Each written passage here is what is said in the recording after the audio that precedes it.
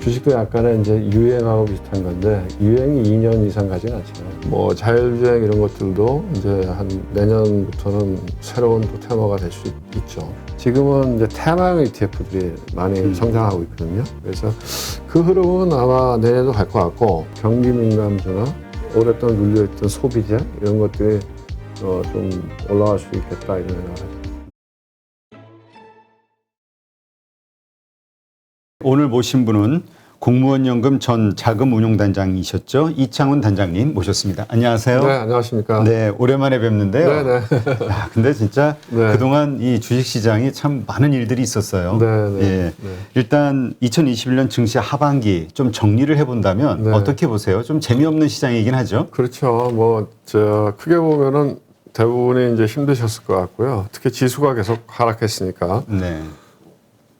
그 와중에 뭐 또 특히 이제 뭐 우량주라고 이야기했던 그런 주식들이 밸류에이션이 굉장히 싼데 모멘텀은 별로 안 좋고 그래서 별로 아마 뭐 장기 투자하시는 분들도 수익을 좀 못 냈을 것 같고 반면에 이제 개별 종목들은 괜찮죠. 그러니까 시장이 전체적으로 지수가 이 정체되어 있는 상황이었기 때문에 하락하는 장이니까 아무래도 개인들이 주도하는데 개인들이 작년처럼 새로운 자금이 들어와서 뭐 이렇게 새로운 주식을 사면서 밀어올리는 장이 아니고 있는 돈을 갖고 이렇게 돌려가면서 매매를 했던 장이기 때문에 뭐 몇몇 테마들만 올라간 거죠. 뭐 게임주나 또 뭐 엔터테인먼트나 뭐 이런 등등 해갖고 그래서 좀 어려운 장이 아니었을까 이런 생각이 들고 다행히 이제 최근 들어서는 외국인들이 조금 매도세에서 매수세로 바뀌어서 그나마 좀 다행이다 이런 생각이 드네요. 네. 그러니까 일단 많은 분들이 대형주, 우량주 중심으로 가지고 네. 있었잖아요. 그리고 사실 그렇죠. 그게 그 과거에 미루어 봤을 때 정말 잘한 투자다라고 이제 다들 네. 평가를 했었는데 결과는 정반대가 나와서 근데 단기적으로 그런 거죠. 그래서 올해로 단기적으로는. 봤을 때. 네. 그러니까 이제 이분들이 이제 그나마 가지고 있으면서 다른 개별주들 오르는 거 보면서 얼마나 속상했겠어요. 내가 왜 이 답답한 주식을 들고 있을까 이러면서. 내년도는 정말 올해 안에 좀 반대로 좋아질 수 있을까? 삼성전자는 많이 반등했죠. 그래도. 네. 근데 뭐 그래도 워낙 그 1월 달에 비하면 많이 아직 떨어진 그렇죠. 상황이라. 네. 근데 이제 뭐 흐름에서 보면은 삼성전자가 지난번에 한 5, 6만 원대에서 고점을 찍었다가 조금 조정받고 다시 또 올라가서 9만 원까지 갔다가 크게 보면 전고점 위에서 한 7만 원대에서 또 바닥을 찍고 반등하고 했으니까 아주 좀 장기적인 관점에서 보면 뭐 괜찮았다 이렇게 얘기할 수 있죠. 네.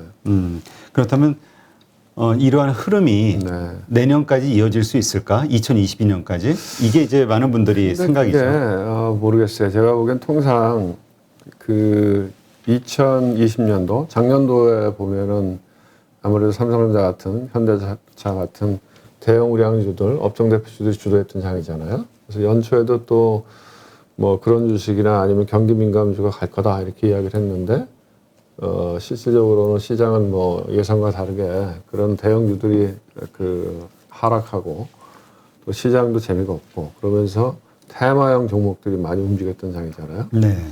그래서 아마 내년에도 지금과 같은 모습은 아닐 거라고 봐요. 또 바뀔 거다. 왜냐하면 이제 한 해 어떤 주식들이 주도를 하면 아무래도 그쪽으로 많이 사람들이 사게 되잖아요. 그렇죠. 그러면 수급에 있어서 새로운 신규 수요보다는 뭔가 묵은 듯한 올드한 느낌이 들기 때문에 비어있는 곳간에서 또 새로운 돈들이 들어와서 끌어올리는 그런 형태가 나타나기 때문에 올해는 어떻게 보면 2차 전지 소재, 그 다음에 뭐 게임, 뭐 엔터테인먼트, 컨텐츠, 뭐 이런 중소형주 이런 컨셉으로 주가가 올랐잖아요. 그러면 또 그쪽에 또 많이 매수가 들어가 있기 때문에 해가 바뀌면 또 새로운 주도주가 나오지 않을까 이런 생각이 드네요. 그렇다면 내년도에는 그러니까 지금 많은 분들이 좀 기대하는 게 개별주이기도 했지만 올해 하반기 장을 이끌었던 거는 네. 2차 전지 소재주하고 메타버스 뭐 게임주 그렇죠. 이런 쪽이잖아요. 네. 네. 이러한 흐름이 내년에도 이어지지 않을까 기대하는 분들이 있는데 네. 그거보다는 새로운 주도주가 좀 나올 거로 보시나요? 좀 그렇게 봐야 되지 않을까 싶은데요. 특히 이제 제가 생각하기에는 2차 전지 소재 같은 경우엔 너무 많이 올랐다. 그래서 뭐 테슬라가 아무래도 이제 뭐 주도주인데 테슬라 같은 경우에도 지금 지난번에 1200불까지 갔다가 지금 다시 한번 밀렸다가 다시 올라갔다가 1200불에서 또 매물 압박을 받고 1000불대 내려와 있잖아요. 근데 이제 그런 걸로 봐서는 이제 조금 그 부담을 느끼는 거 아닌가 이런 생각이 들고 또 그런 거를 제일 잘하는 게 앨런 머스크 아니겠어요? 본인이 제일 잘 알잖아요. 근데 본인이 지금 시점이 팔기 제일 좋은 시점이라고 생각했기 때문에 자기 주식을 팔았겠죠. 그런 걸로 보면은 이제 2차 전지 소재 뭐 대표적인 이제 에코프로비엠, 첨보 뭐 이런 것들이었는데 그런 것들이 지금 밸류에이션 보면은 뭐 지금 무지하게 비싸잖아요. 그렇죠. 네, 뭐 미리 5년 후거 막 땡겨왔으니까. 네, 네. 그러니까 뭐 PER도 100배가 넘고 그러니까 애널리스트들이 지금 밸류에이션은 설명이 안 되니까 2년 뒤에 밸류에이션을 끌고 와서 이야기하는데 또 뭐 PBR도 10배가 넘고 그러면은 아무래도 좀 그거는 과하지 않나. 왜냐하면 이게 어쨌든 제조업이잖아요. 그렇죠. 네, 어쨌든 제조업이기 때문에 일정한 마진을 갖고 가는 거기 때문에 만약에 뭐 그게 플랫폼 주식이나 뭐 바이오 주식이나 이러면 업사이드 포텐셜이 무지하게 크니까 하이 밸류에이션이라고 하더라도 뭔가 되면 추가적인 코스트 없이 마진을 확대할 수 있는데 그러니까 이제 게임이나 엔터 주식들도 그런 거죠. 그렇긴 한데 이거는 제조업이기 때문에 그렇게 하이 마진을 누리기는 어려울 거다. 그러면은 시장의 어떤 센티먼트가 바뀔 때에는 조금 지금 밸류에이션은 부담스럽다 이렇게 보이고 그래서 아마 내년도에는 또 새로운 주도주로 바뀌지 않을까 생각이 드네요. 네. 그러니까 많은 분들이 기대하는 것처럼 전기차 이거는 계속 성장할 수밖에 없는 산업이고 그렇긴 한데 네. 그게 2년 동안 이렇게 우리가 이제 어떻게 보면은 주식도 약간의 이제 유행하고 비슷한 건데 유행이 2년 이상 가지는 않잖아요. 그리고 이미 밸류에이션이 충분히 많이 왔고. 네.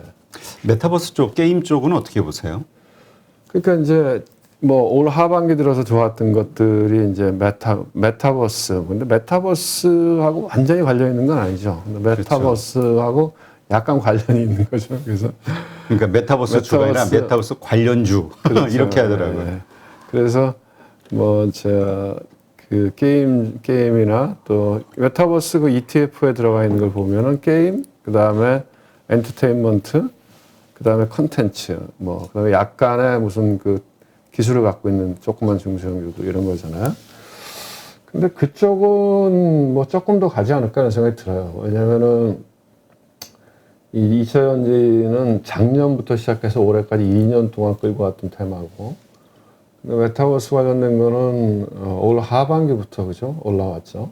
그렇게 보면은 그리고 이제 그 업사이드 이게 제조업이 아니잖아요. 그렇죠. 게임즈 같은 경우도 보면은 뭐가 잘 되면 이익이 굉장히 많이 늘어나고 영업이익률도 무지하게 높잖아요.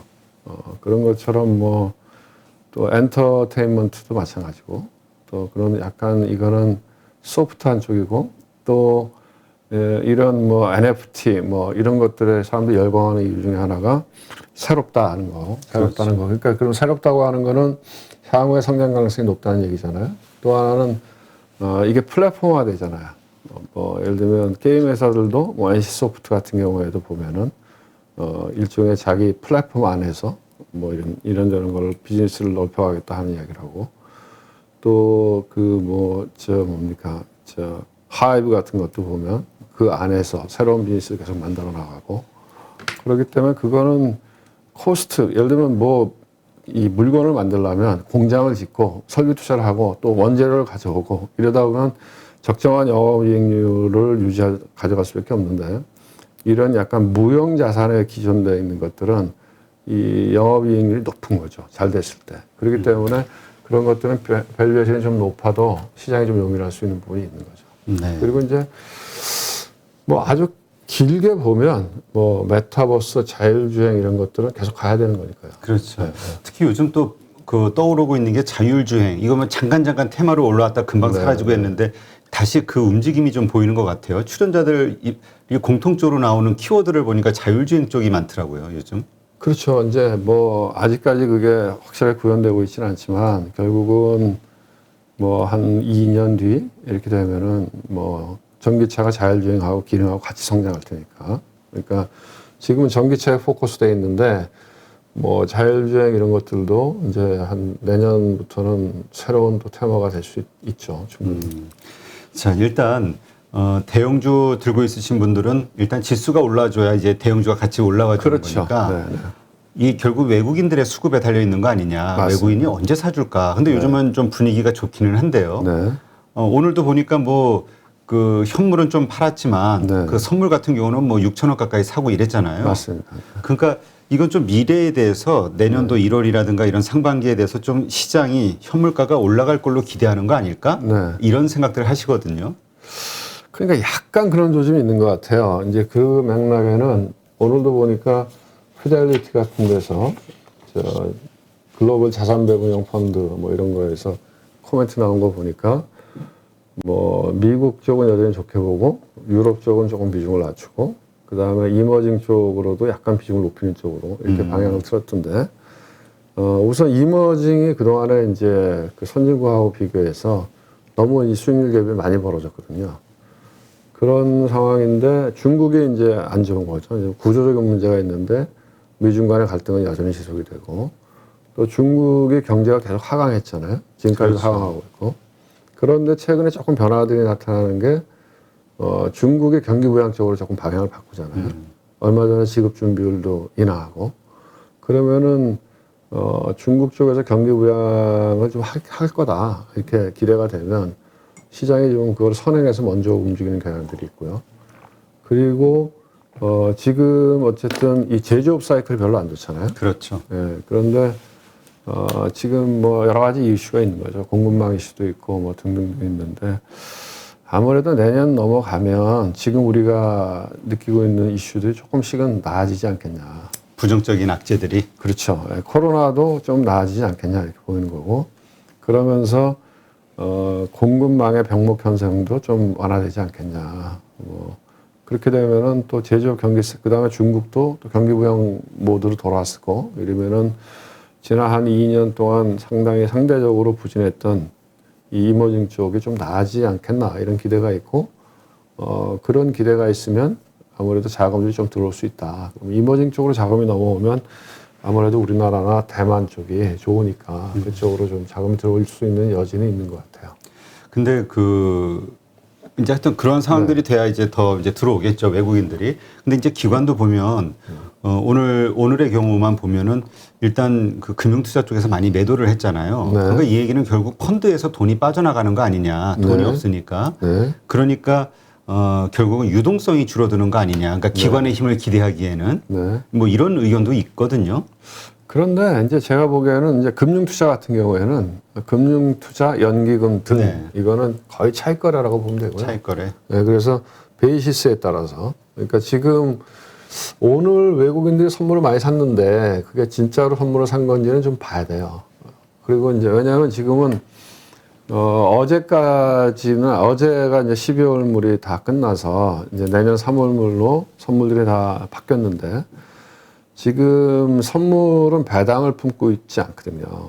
그래서 지금 이 백오데이션, 그러니까 선물 가격이 현물 가격보다 많이 낮아요. 그러니까 베이시스가 역전되어 있거든요. 백오데이션 현상이 나타나기 때문에 그런 경우에는 선물을 사고 현물 주식을 팔거든요. 네. 네, 오늘 아마 외국인들도 그런 매매가 꽤 많았지 않았나 생각이 들어요. 코스닥 같은 경우도 보면 오늘 외국인들이 많이 팔았거든요. 현물 시장에서. 그렇죠. 2,900억 그런데 뭐 이렇게 팔았어요. 선물 시장에서 보면은 또 코스닥 선물을 많이 샀거든요. 그러면 같은 방향으로 본다면 매매 같은 방향으로 가야 되는데 엇갈리게 나왔다는 거는 상당 부분 차익거래가 있지 않았나 이런 생각이 들고 금융투자도 마찬가지로 금융투자도 오늘은 선물이 저평가되어 있기 때문에 주식을 팔고 선물을 사는 뭐 그런 모양이 있지 않았을까 이런 생각이 드네요. 네. 그러니까 이제 이런 점을 자꾸 생각해 보는 거는 우리 이제 내년도에는 좀 상승하기를 기대를 하는데 또 숨겨진 악재가 없을까 그런 느리죠. 것들을 또 생각이 느리죠. 항상 외국인이나 기관이 눈치가 좀 빠르니까 정보가 네. 그래서 이제 혹시나 유동성이 좀 줄어들지 않을까 요즘 뭐 암호화폐로 빠져나가고 미국으로 빠져나가고 뭐 그러다 보니까 이 시장이 근데 또 내년도에 보면은 대형 IPO들이 또 쫙 줄줄이 기다리고 그렇죠. 있잖아요. 맞아요. 이 또 시장이 이게 큰 그 유동성 부족이 벌어지는 거 아닐까 이런 걱정들 때문에요.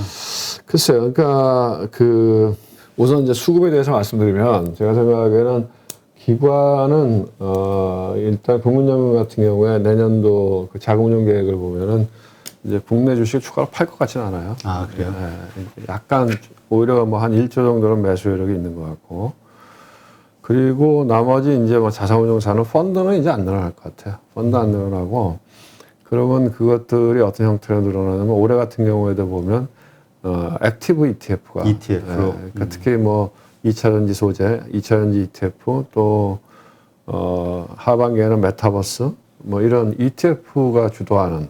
그러니까 과거에는 이제 ETF가 이제 패시브 ETF였는데 인덱스, 뭐 코스피 200, 뭐 코스피 그렇죠. 150, 뭐 아니면 섹터 무슨 그냥 뭐 철강 뭐 이렇게 했는데 화학 반도체 이렇게 했는데 지금은 이제 테마형 ETF들이 많이 성장하고 있거든요. 그래서 그 흐름은 아마 내년도 갈 것 같고, 그리고 개인들의 자금은 지금 안 들어오고 있잖아요. 지금 예탁금이 한 65조 정치돼 있는데 퇴직연금은 계속 늘어나거든요. 아, 그래요? 네, 그렇죠. 개인연금하고 퇴직연금은 계속 늘어나니까. 근데 개인연금하고 퇴직연금은 개별 주식을 못 해요. 대신에 펀드나 ETF를 할 수 있어요. 근데 요새 조금 아는 사람들은 펀드를 안 하거든요. 그리고 ETF를 사고 팔거든요. 그렇죠. 그래서 아마 그런 쪽으로는 뭐 약간들의 자금들이 들어올 수 있는 여지가 있다 이렇게 보이고요. 그리고 외국인들은 지금 말씀하신 대로 이제 양면이 있어요. 이제 아까 제가 말씀드렸지만 그동안에 이제 이머징이 너무 안 좋았다. 그리고 그래서 주가가 싸다. 그리고 중국이 경기 부양 모드로 조금 돌아서는 것 같다. 그 다음에 코로나가 뭐 지금 많이 확산되지만 뭐 결국은 어떤 식으로든지 간에 이제 그 우리가 일상을 회복하는 과정을 가지 않겠습니까? 그렇죠. 그렇게 되면은 그 이머징 쪽에서도 이제 이 제조업 중심으로 해서 특히 공급 사이드의 병목 현상 이런 것들이 좀 해소되면서 이머징 쪽을 긍정적으로 바라볼 수 있는 요인들이 좀 생겨날 것 같고요. 반면에 이제 부정적인 거는 뭐냐면은 아무래도 지금 이제 미국의 통화 정책의 변화죠. 그렇죠. 제일 큰 건. 그래서 다음 주에 이제 FOMC가 있는데 지금 오늘도 시장이 긴장하는 건 그거잖아요. 오늘 밤에 이제 미국의 물가 관련 데이터가 나오는데 이미 뭐 어제 밤에 이야기 나오는 거는 미국 시장이 어제 많이 빠졌잖아요. 그렇죠. 그게 뭐 40년 만에 제일 높은 물가라며요. 그렇죠. 뭐 전년 대비 7%라고 지금 나오는 얘기는. 네, 그래서 그렇게 되면은 뭐 당연히 15일 날 FOMC에서 테이퍼링 규모가 좀 커지겠죠. 그러니까 사람들이 지금 생각하는 거는 한 월 300억 불씩 줄이지 않을까? 이렇게 그전에 한 150억 불, 200억 불, 300억 불 이렇게 커진 것 같고, 그 다음에 1차 금리 인상 시기를 내년 하반기 보다가 또 6월 보다가 지금은 4월 달 할지도 모르겠다. 3월 말에까지 다 끝내고, 그러니까 이제 그 테이퍼링 하는 거는 조금 이머징 쪽에는 악재일 수 있죠. 특히 이제 그렇게 해서 달러가 강세로 간다면.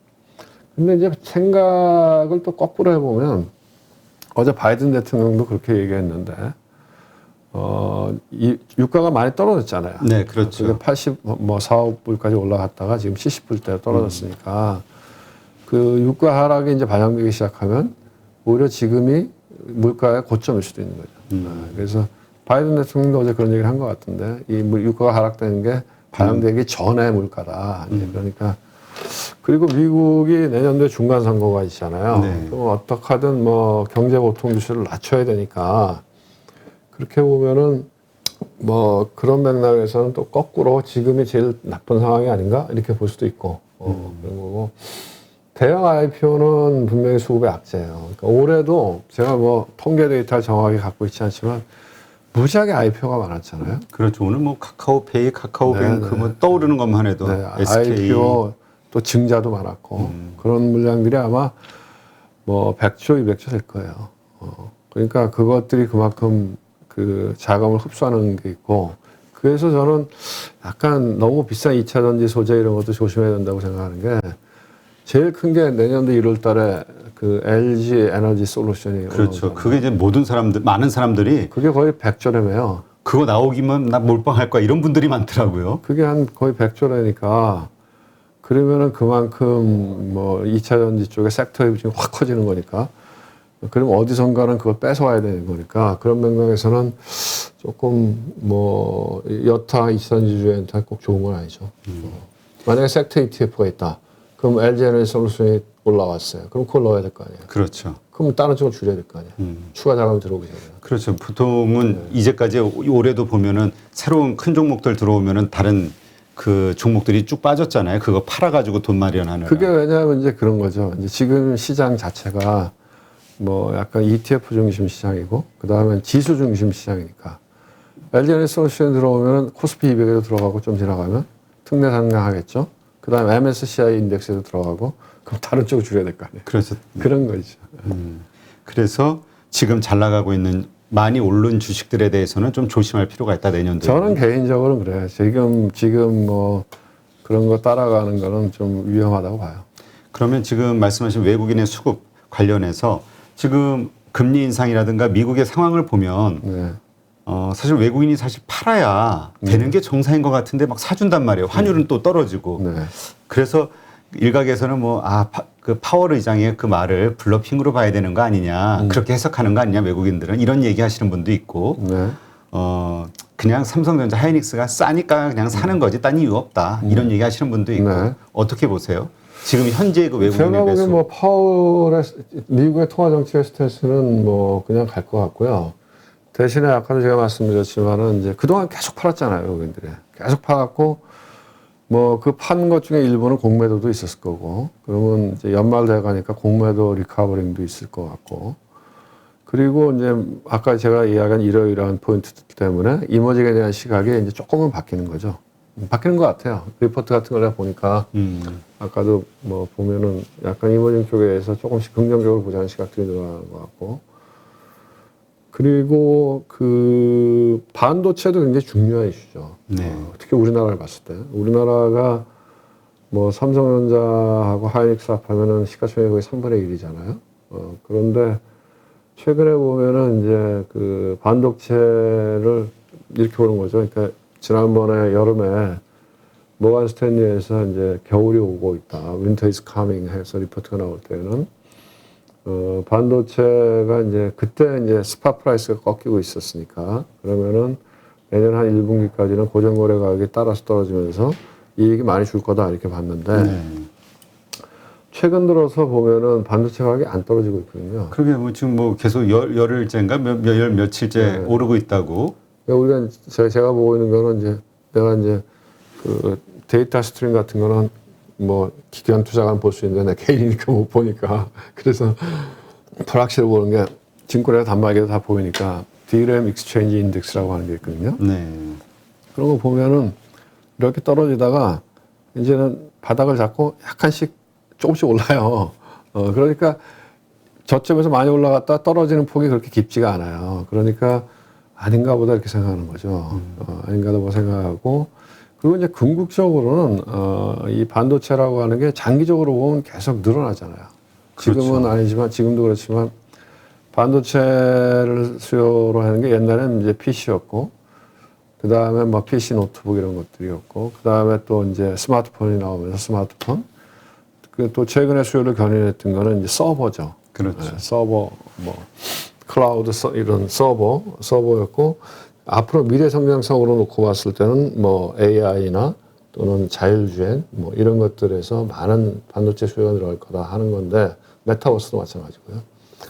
근데 이제 그런 것들이 조금 시차는 있지만 궁극적으로는 계속 성장할 거거든요. 그래서 반도체를 바라보는 시각의 변화가 있는 것 같아요.